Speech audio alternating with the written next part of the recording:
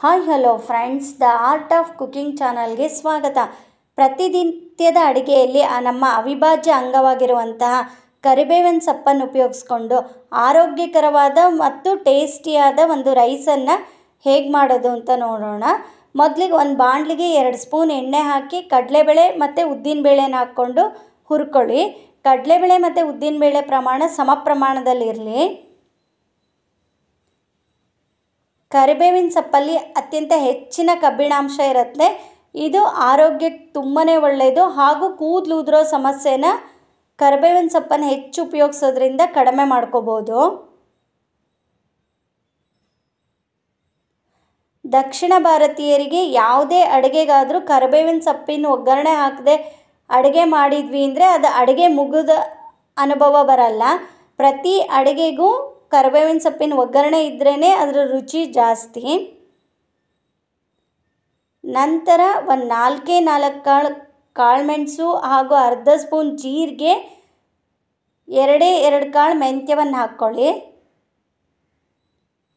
ನಾನಿಲ್ಲಿ ಹಸಿಮೆಣಸನ್ನೇ ಉಪಯೋಗಿಸಿದ್ದೀನಿ. ಹಸಿಮೆಣಸು ಬದಲಾಗಿ ಖಾರಕ್ಕೆ ಒಣಮೆಣಸನ್ನು ಸಹ ಉಪಯೋಗಿಸ್ಕೋಬೋದು. ಕಾಳುಮೆಣಸು ಹಾಕಿರೋದ್ರಿಂದ ಹಸಿಮೆಣಸನ್ನು ನೋಡಿ ಹಾಕ್ಕೊಳ್ಳಿ. ಹಾಗೂ 2 ಕಾಳು ಮೆಂತ್ಯವನ್ನು ಹಾಕ್ಕೊಳ್ಳಿ. ಮೆಂತ್ಯ ಹೆಚ್ಚು ಹಾಕೋದ್ರಿಂದ ಈ ರೈಸು ಸ್ವಲ್ಪ ಕಹಿ ಆಗೋ ಚಾನ್ಸಸ್ ಇರುತ್ತೆ. ಆದ್ದರಿಂದ ಫ್ಲೇವರ್ಗೋಸ್ಕರ ಒಂದು 2 ಕಾಳಷ್ಟು ಮೆಂತ್ಯವನ್ನು ಹಾಕ್ಕೊಳ್ಳಿ. ಇವೆಲ್ಲ ಪದಾರ್ಥಗಳನ್ನು ಚೆನ್ನಾಗಿ ಹುರ್ಕೋಬೇಕು. ಆಗ ಈ ರೈಸ್ ಟೇಸ್ಟು ಚೆನ್ನಾಗಿರುತ್ತೆ. ನಂತರ ತೊಳೆದು ತೆಗೆದಿಟ್ಕೊಂಡಿರುವಂಥ ಕರಿಬೇವಿನ ಸೊಪ್ಪನ್ನು ಸಹ ಹಾಕ್ಕೊಂಬಿಟ್ಟು ಚೆನ್ನಾಗಿ ಕರಿಬೇವಿನ ಸೊಪ್ಪಲ್ಲಿರೋ ಹಸಿ ಅಂಶ ಹೋಗೋವರೆಗೂ ಒಂದು 2-3 ನಿಮಿಷಗಳ ಕಾಲ ಹುರ್ಕೊಳ್ಳಿ. ನಂತರ ಸ್ವಲ್ಪ ಹುಣಸೆ ಹಣ್ಣನ್ನು ಸಹ ಇದಕ್ಕೇ ಹಾಕ್ಕೊಳ್ಳಿ. ನಿಮಗೆ ಹುಣಸೆ ಹಣ್ಣು ಬೇಡ ಅಂದರೆ ಕೊನೆಯಲ್ಲಿ ಅನ್ನ ಕಲಿಸುವಾಗ ನಿಂಬೆ ರಸ ಸಹ ಹಾಕ್ಕೋಬೋದು. ಇದೆಲ್ಲ ಪದಾರ್ಥಗಳು ಹುರಿದ ನಂತರ ಆರ್ಲಿಕ್ಕೆ ಇಟ್ಕೊಂಡು ನಂತರ ಒಂದು ಮಿಕ್ಸಿ ಜಾರಿಗೆ ಹಾಕಿ ಆದಷ್ಟು ನಯಸ್ಸಾಗಿ ಪೌಡ್ರ್ ಮಾಡ್ಕೊಳ್ಳಿ. ನಾನು ಇದಕ್ಕೆ ಸ್ವಲ್ಪ ಬೆಳ್ಳುಳ್ಳಿ ಸಹ ಉಪಯೋಗಿಸಿದ್ದೀನಿ.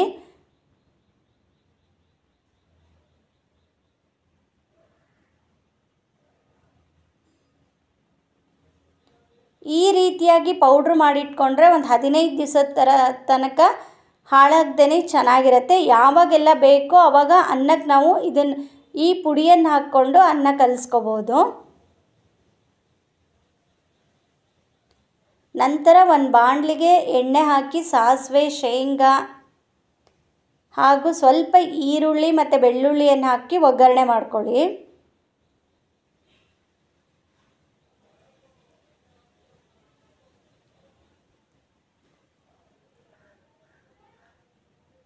ಇದಕ್ಕೆ ಸ್ವಲ್ಪ ಅರಶಿನ ಸಹ ಹಾಕ್ಕೊಂಡು ನಾವು ಪೌಡ್ರ್ ಮಾಡಿಟ್ಕೊಂಡಿರುವಂಥ ಪುಡಿ ನಮಗೆ ಯಾವ ಪ್ರಮಾಣದಲ್ಲಿ ಬೇಕೋ ಅಷ್ಟು ಪ್ರಮಾಣದಲ್ಲಿ ಈ ಪೌಡ್ರನ್ನು ಹಾಕ್ಕೊಂಡು ಒಂದು 2-3 ನಿಮಿಷಗಳ ಕಾಲ ಇದನ್ನು ಸ್ವಲ್ಪ ಮಟ್ಟಿಗೆ ಹುರ್ಕೊಳ್ಳಿ. ಈ ರೈಸನ್ನು ಉಳಿದಿರುವ ಅನ್ನದ ಜೊತೆಗೆ ಸಹ ಮಾಡ್ಕೋಬೋದು. ತುಂಬಾ ಚೆನ್ನಾಗಿರುತ್ತೆ. ಈ ರೈಸು ಬ್ರೇಕ್ಫಾಸ್ಟ್ಗೆ, ಲಂಚ್ ಬಾಕ್ಸಿಗೆ ಸಹ ಚೆನ್ನಾಗಿರುತ್ತೆ.